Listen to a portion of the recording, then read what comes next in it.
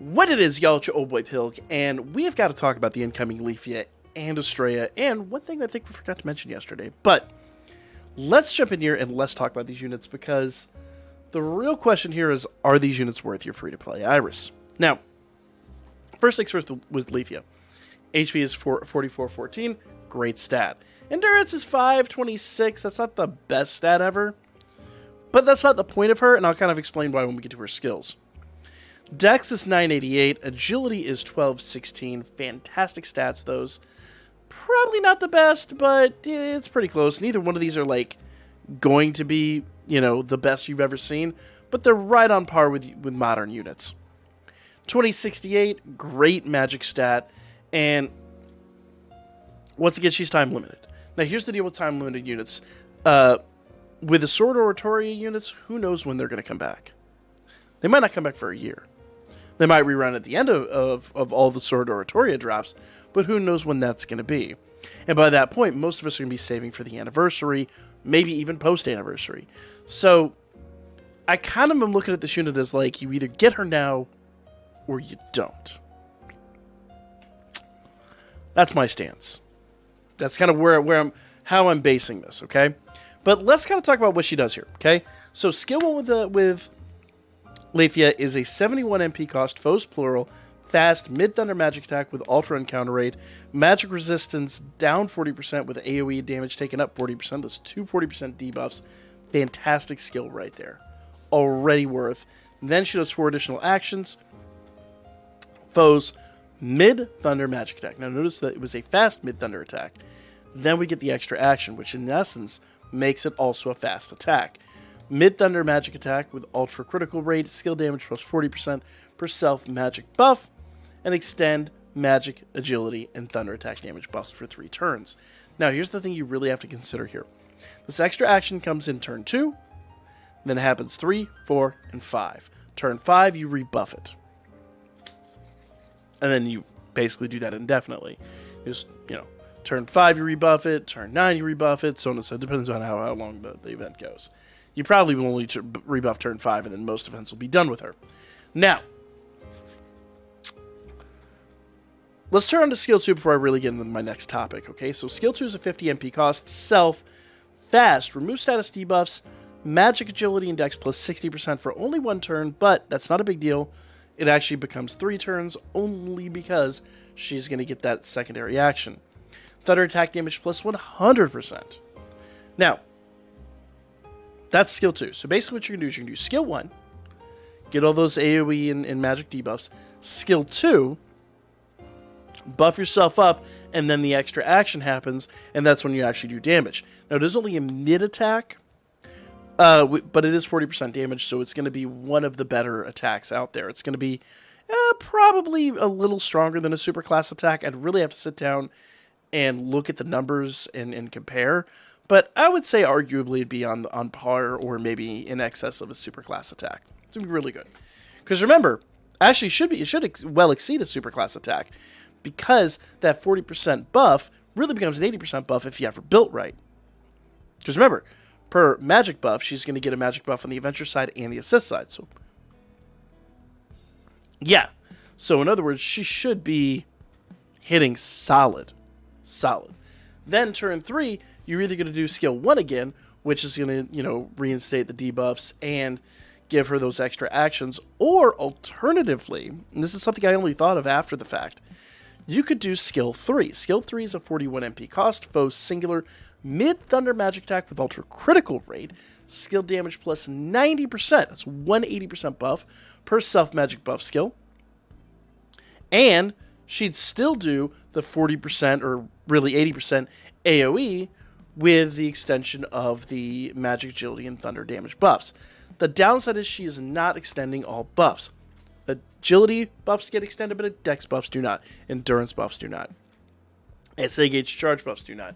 Heal buffs do not. So you really need another unit to take care of a lot of those buffs, or to just reinstate them.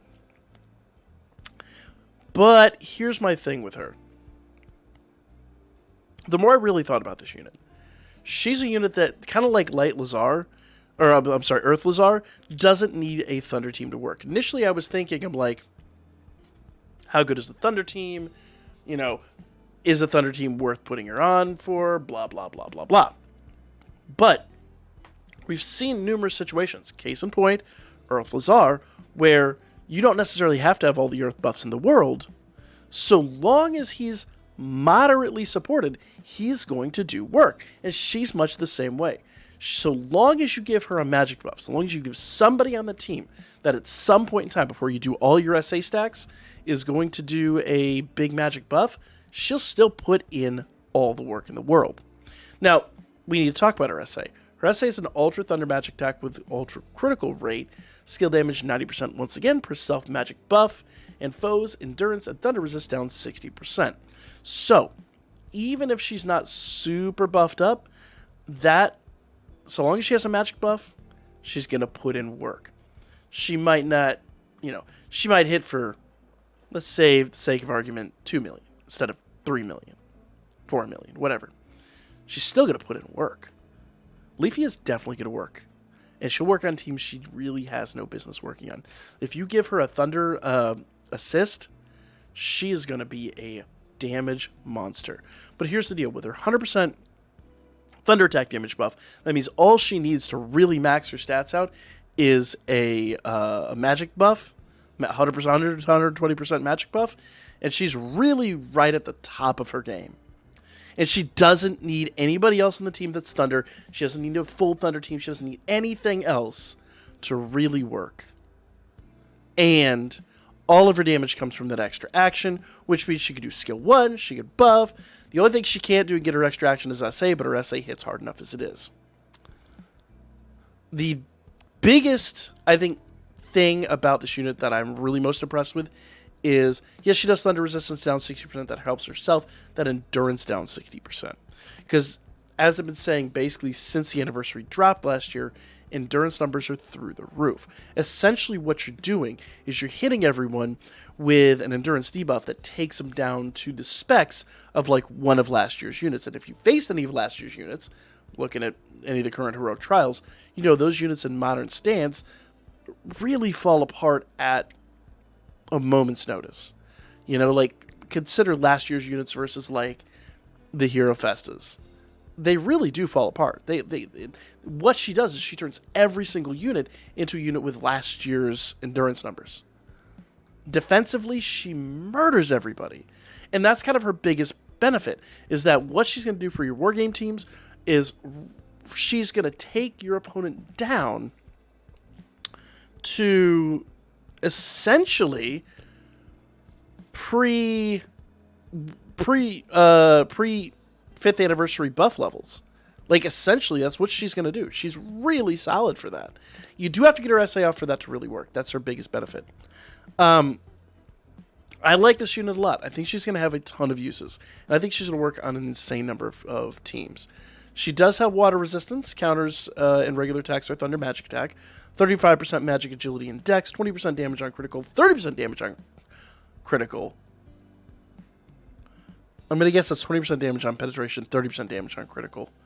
I don't know why it'd be full 50% damage on critical, but she does have a lot of crit. She's not a Hero Festa.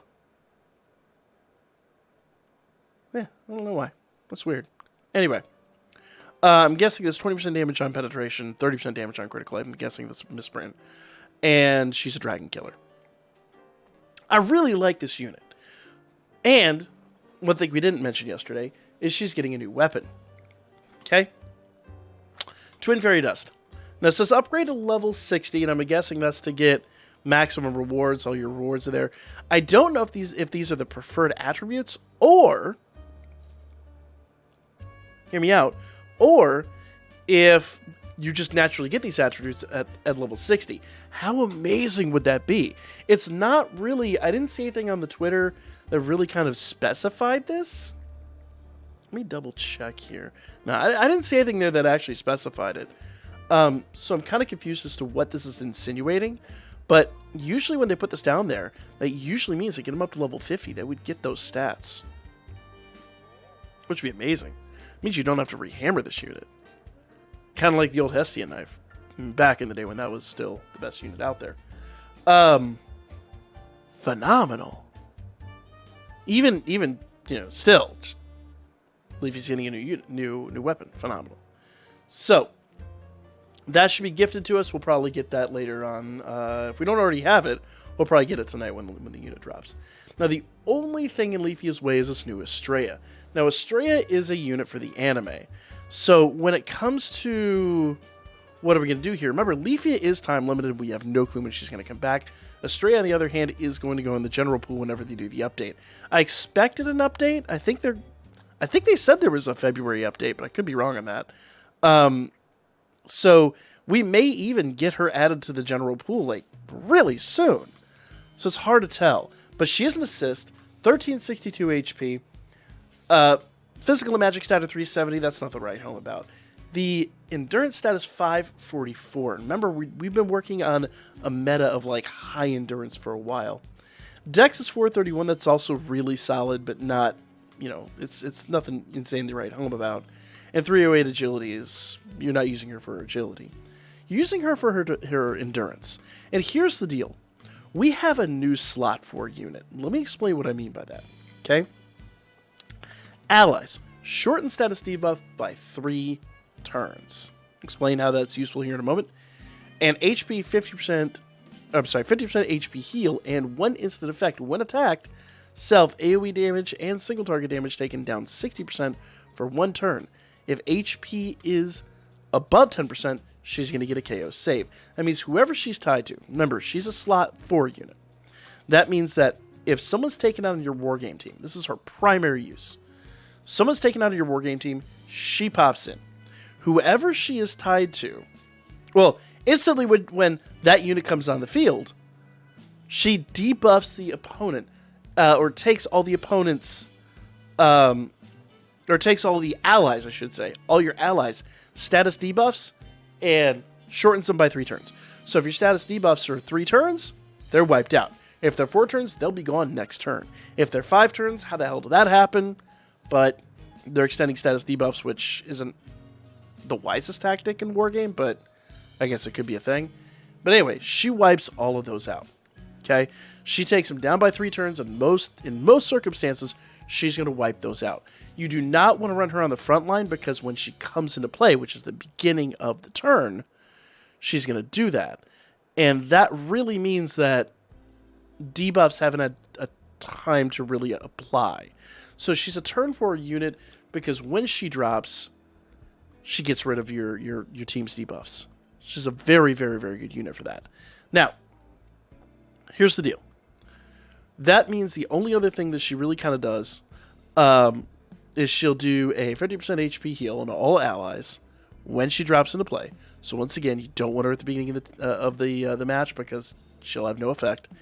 And when she finally gets attacked, whoever she's tied to, they nerf all incoming damage, and they'll survive 1 killing blow. That means that if you're up against someone like Asterius, and he hits you like stupid hard, you'll be able to survive one of those hits, even potentially if you've got a healer in your team, heal after that, and then go back at it. Now, she'll only do this applied once, but once is sometimes all you need, especially if you have a healer on your team. So Estrella is a definite must-have. Once again, though, if I'm going to be honest here, the way I'm probably going to wind up doing this is we get a freebie summon on Estrella, and hopefully I pull her there. Assuming I pull her there, then I do 1 and done on her banner. That's 2 Estrellas. That means I need 4 prism bonds. Maybe, big maybe, I'm able to farm up a prism bond out of Dolb. Maybe I've got enough of my shards left from, obviously that's a whale tactic. But, one way or another, I'm going to try to bond her out with other means. That would be my preferred method. And then go into Leafia and really try to acquire Leafia as much as I can. Now, Leafia, once again, you can use star bonds for, but I think, honestly, your wisest bet is to save all your star bonds, to save all of your gnome tickets for the anniversary. That's a much smarter move. So for me, I think that's going to be my tactic. I think I'm going to go after Leafia. Let me know what y'all think in the comments down below. Do you think Leafy is really worth it? A lot of you guys have said you're waiting for a collab, and I don't know if we're getting another collab. Granted, they drop on us. They don't really say anything. If we are, it'll probably happen really soon, and I won't be prepared. But I don't know. Personal opinion, I think Leafy is worth it. Let me know what you guys think. Like, comment, share. It's my opinion. I'll catch you guys tonight for the live stream at 9 p.m. Eastern.